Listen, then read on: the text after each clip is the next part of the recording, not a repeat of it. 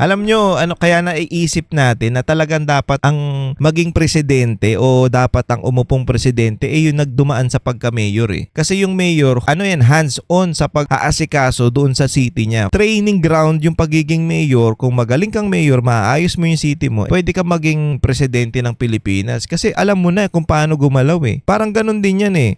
Mayor, vice mayor, ganun din eh. Kung paano mo asikasuhin yung basura dyan sa lugar mo, makakaisip ka na, paano ko ginawa to? Paano ko naayos to? I-implement natin sa buong Pilipinas. Kung umubra, di maganda. Pero kung hindi, gawa natin ang solusyon. Kaya nga, ang ganda kung magiging mayor. Tignan nyo, si dating Pangulong Duterte, ang tagal niya naging mayor sa Davao. Ngayon, yung natutunan niya sa pagiging mayor, in-implement niya dito sa Pilipinas.